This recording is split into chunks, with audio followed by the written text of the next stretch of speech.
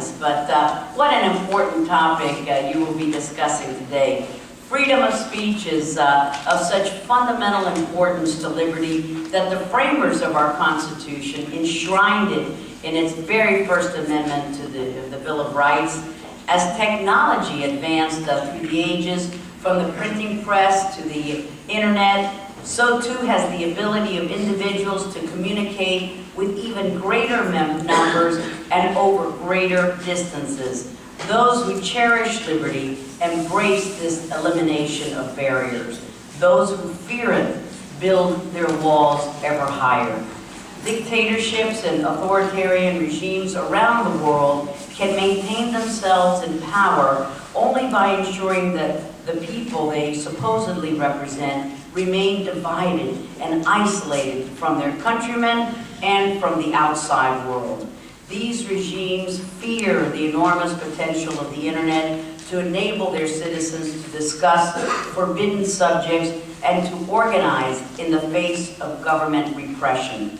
The Chinese regime has invested enormous effort and resources into preventing its population from using the internet to challenge or even question rule by the Communist Party, and has imposed harsh sentences on individuals and journalists defying its censorship.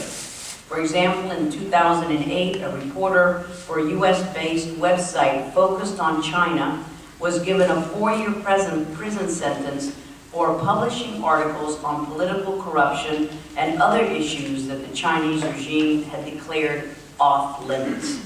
The internet's untapped potential to advance freedom and democracy was clearly demonstrated last summer by those protesting the fraudulent elections in Iran.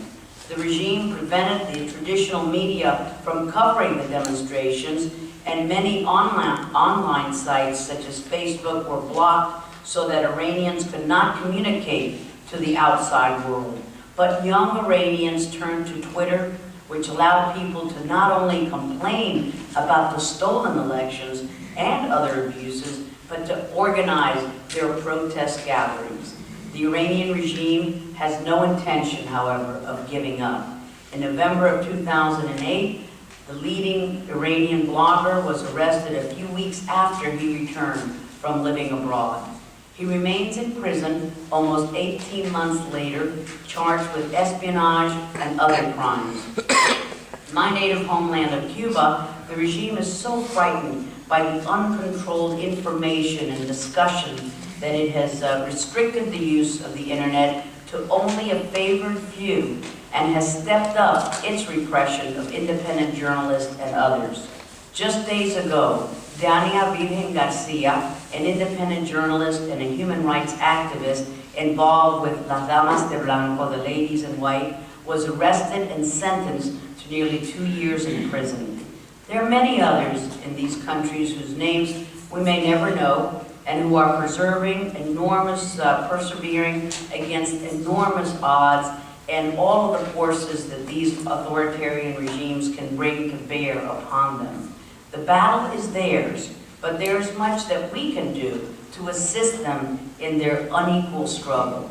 By ensuring their access to the internet, we will strike a blow at our common enemies, namely the regimes that desperately seek to deny the people the freedoms that so many of us take for granted each and every day.